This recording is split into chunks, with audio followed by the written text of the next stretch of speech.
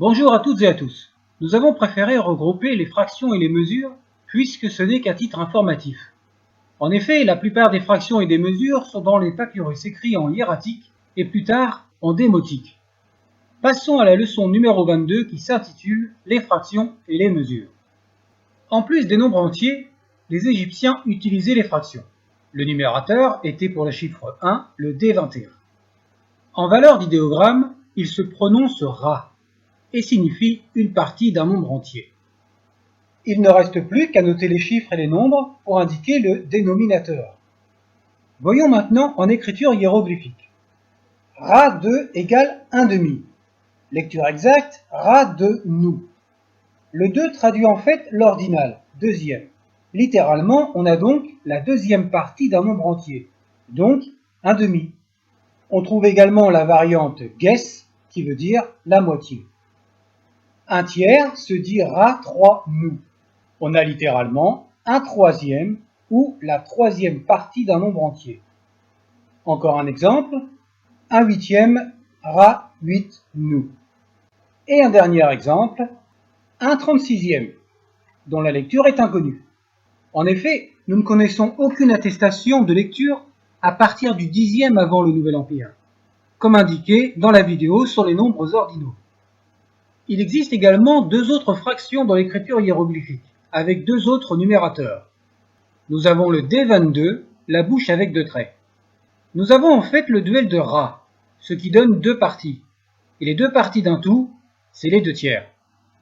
Et le D23, la bouche avec trois traits, dont celui du milieu est plus long. Khémet est le chiffre 3, donc les trois parties d'un tout, c'est les 3/4.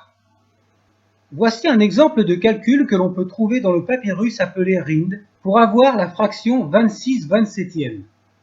2/3 plus 1/6 plus 1/12 plus 1/36 plus 1/54 égale 26/27. Cet exemple est une opération mathématique. C'est pourquoi il n'y a pas l'équivalent de notre plus pour les additions. Et les fractions se notent toujours en valeur décroissante. On retrouve 2/3 au début et 1/54 à la fin. Passons maintenant aux mesures de poids. L'unité de poids s'appelle le deben, écrit avec le déterminatif F46, un hiéroglyphe qui représente les intestins, qui donne aussi le trilitère deben dans la variante et une autre variante avec le F48. À l'Ancien Empire, il équivaut à 13,6 grammes. Et à partir du Moyen Empire, il passe à 91 grammes. Dans les leçons sur les mesures, nous indiquerons les équivalences selon les périodes juste pour information. Et pour l'Ancien Empire et à partir du Nouvel Empire, nous n'indiquerons pas les graphies hiéroglyphiques dans le but de rester sur les écritures du Moyen Empire. À partir de la deuxième période intermédiaire, le deben est considéré également comme une unité abstraite, une sorte de monnaie pour la comptabilité pour les échanges et les estimations. Elle peut être en cuivre, en or, en argent, etc. En exemple, deben 20 m nebu, jamu ni iwa. 20 d'ébène versés en or et en électrum pour l'héritier. Une autre unité de poids est le shena, écrit avec deux déterminatifs dont le premier représenterait un bandage. C'est le hiéroglyphe V37, variante shenati, avec les jambes D54, et le S20 qui représente un seau cylindrique accroché à une chaînette, qui donne le trilitère shena ou le quintilitère shenati. C'est également une unité de valeur abstraite. Exemple, A-Her Shena 13, un âne équivalent à 13 shena. Avec ces deux exemples, pour traduire équivaloir à valoir, on utilise les prépositions m ou her. Pour traduire une quantité d'un produit avec l'unité de mesure, les Égyptiens notent le produit plus la mesure plus la quantité. Le vin se dit irp, avec le déterminatif W21 qui représente 2 vases à vin. Et la cruche se dit des, avec le déterminatif W22 qui représente un vase à bière, mais c'est le déterminatif des pots, des vases, des liquides, des boissons, etc. Voyons l'équivalent en hiéroglyphe. Irp des 7 ou 7 ni des ni irp. 7 cruches de vin. On trouve en fait l'inverse de notre français dans la partie hiéroglyphique. Les deux lectures suivantes en translittération ne sont données qu'à titre informatif. C'est selon comment l'égyptologue le transcrit dans son texte. Mais la deuxième est la forme la plus adaptée et la plus courante. Voyons maintenant les unités pour les mesures de capacité et de volume. L'unité de base pour mesurer le grain, ou tout autre produit équivalent, est exprimée par la mesure de capacité appelée le quart. De l'Ancien Empire au Moyen Empire, le quart équivaut à 48,05 litres. Au Nouvel Empire, elle passe à 76,88 litres. Le quart se note khar, écrit avec le brochet du Nil, le K4, qui donne le bilitaire kha, et la variante avec le déterminatif V19, un carcan pour le bétail. Ce signe V19 sert entre autres choses de déterminatif au sac en pot. En effet, le quart désigne également un sac en pot. Le V19 est également utilisé en idéogramme. Le quart est subdivisé en 10 hécates, appelés aussi boisseaux. Chaque hécate équivaut donc à 4,805 litres. Les graphies sont hécat, écrit avec le trilitère héka que l'on connaît, et le U9, un boisseau d'où s'écoule du grain, qui sert de déterminatif pour les grains, les céréales et tout ce qui concerne les mesures, suivi de la variante en idéogramme. Ensuite, nous avons la variante U11, une combinaison du U9 et du sceptre S38. La graphie suivante est utilisée avec le T14, le bâton de G, qui donne le quadrilitère hécat. Ce signe, le T14, est un substitut de plusieurs signes, en plus de ses valeurs habituelles. Il remplace également le doigt D50 que l'on a déjà vu pour le nombre 10 000. Et par amalgame, nous avons la combinaison U9 et D50, ce qui donne l'idéogramme U12. Et enfin, le U9 en idée. Nous ne mettrons pas le mot quart au pluriel dans nos textes, comme on a pu le constater dans plusieurs ouvrages égyptiens, contrairement à hécat qui a été francisé avec un accent aigu. Pour quantifier les quarts dans un texte, il suffit simplement de rajouter le numéral. Exemple, khar 13 pour 13 quarts. Si les hécates sont mentionnés également avec les quarts, donc au maximum 9, ils sont notés avec le D12, qui représente la pupille de l'œil. En exemple, khar 13, hécat 3, 13 quarts et 3 hécates. Pour information, à partir du Nouvel Empire, le D12 représente l'équivalent de 4 hécates, ce qui a amené à plusieurs confusions au cours des premières traductions des textes. Les textes hiéroglyphiques mentionnent également des doubles hécates, hécati ou hécat 2. La lecture n'est pas assurée, et également les deux variantes. Pour les quantités inférieures, les Égyptiens ont recours aux fractions qui correspondent aux parties de l'œil d'Horus, Udjat. C'est le hiéroglyphe D10. L'Udjat, ou l'œil d'Horus, qui signifie l'œil intact, est inspiré du mythe des deux combattants Seth et Horus. Le dieu Seth aurait mis en pièces un œil d'Horus et il aurait été reconstitué par le dieu Thoth, d'où la signification de l'œil intact, qui est dérivé de l'adjectif Udja, qui veut dire lui-même intact.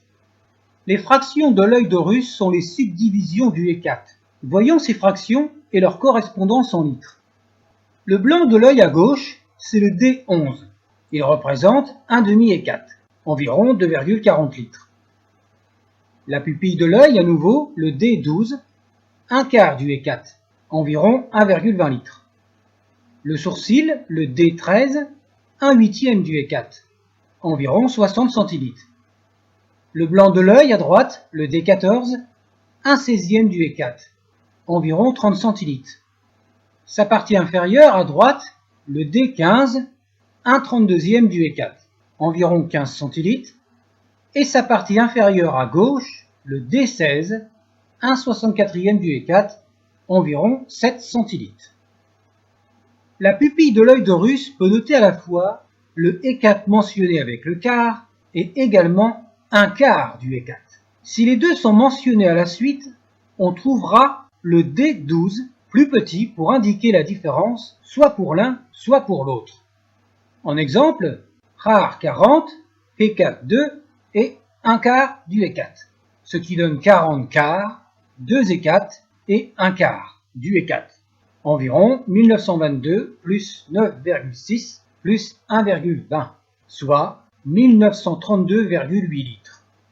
On peut très bien trouver le D12 plus petit pour indiquer les hécates. Seule la taille indiquera la différence dans le texte égyptien.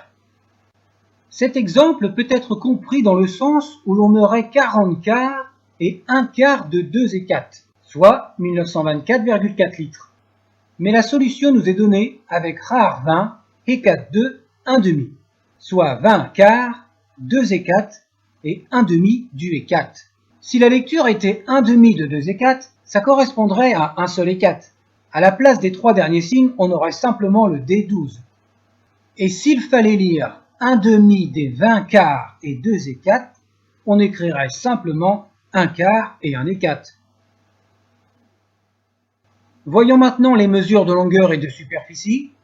Pour les longueurs, la coudée est l'unité de base. Elle s'écrit mais, avec le hiéroglyphe V22 qui représente un fouet, qui donne le bilitaire mais, variant en idée avec le D41 ou le D42. C'est l'équivalent de 0,523 mètres. Elle est divisée en 7 paumes de 7,47 cm chacune.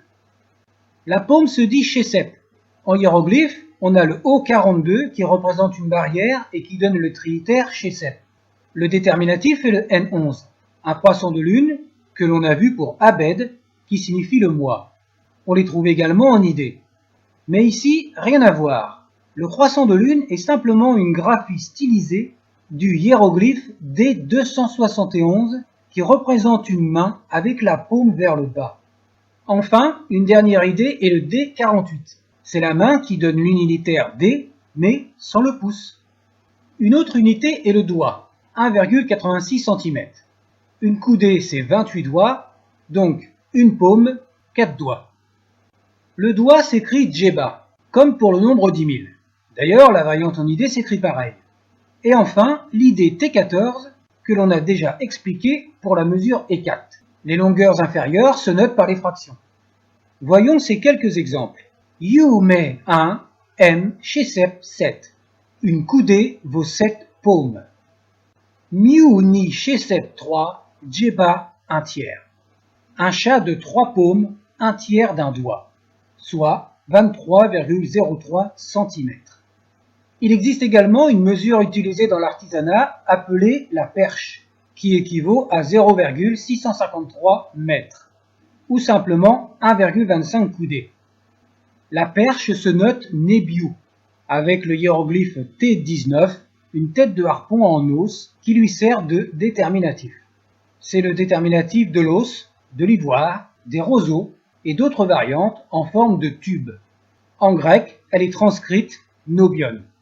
Un exemple, Youachet ten her Nebiu 2, ce lit mesure 2 perches, soit 1,30 m. On peut traduire la préposition her et également m par le verbe mesurer dans ce contexte.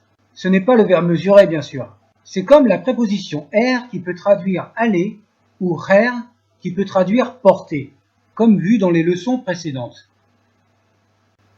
Les mesures au-dessus de la coudée sont chet ni nou, le bâton de corde, du mot chet qui veut dire bâton et nou qui veut dire corde, tout simplement. C'est l'équivalent de 100 coudées, c'est-à-dire 52 mètres 30. En abrégé, on peut trouver chet, ou simplement le hiéroglyphe tout seul. Il existe également iteru, que l'on traduit par l'iteru, équivalent à 20 000 coudées, ou 10 km 46. Ce terme vient de iteru qui signifie le fleuve. On a déjà vu ce terme. Les 3 filets d'eau servent de déterminatif au liquide, c'est le N35A, et le N21 qui est en dessous du canal, on le connaît également, comme dans le mot ta, qui signifie terre. Il n'est pas rare de trouver les 4 derniers hiéroglyphes comme déterminatifs. Dès le Moyen Empire, les Égyptiens ont calculé la longueur de leur pays du nord au sud, 106 iteru ou environ 1109 km. Pour les superficies, l'unité s'appelle l'arour, du mot grec aroura, qui signifie le champ, la terre. En hiéroglyphe, nous avons Setchat. Le troisième signe, qui représente un verrou avec une corde, le V2, donne le trilitère Setcha. Le déterminatif est le O39. Le V2 donne également le trilitère cétate dans la variante avec les deux T. Nous avons cétate. En idée, nous avons le N37 et le N18 qui sont simplement des graphies stylisées et utilisées en idée à la place du déterminatif O39. La roure équivaut à 100 coudées sur 100, c'est-à-dire 2735 m² 29. Le centième de la roure est également appelé la coudée nez, avec la variante. Et notre variante, le bras D36, soit 27,35 m². Nous avons également pour une surface rectangulaire la valeur de 27 350 m², ou 100 fois 1000 coudées, et plus simplement 10 arours.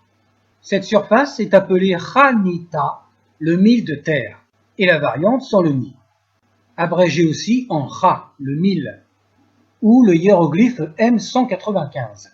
Ce serait un piquet que l'on plante dans la terre pour effectuer les mesures. Enfin, pour les superficies, les Égyptiens utilisent des fractions qui sont notées par des signes différents. Un demi s'écrit comme les hiéroglyphes de la coudée, mais la lecture est Remen. Un quart s'écrit avec le hiéroglyphe Z9, les bâtons entrecroisés, ou une variante graphique, le Z11A.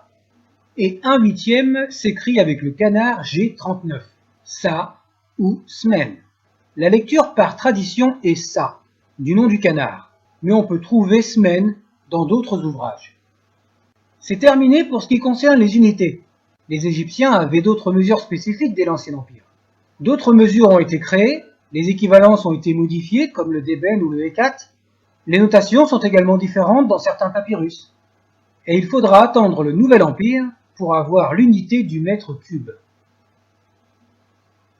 En parlant de mesures spécifiques, nous vous proposons à titre informatif, pour ceux qui veulent aller plus loin, d'autres unités qui sont employées également au Moyen Empire.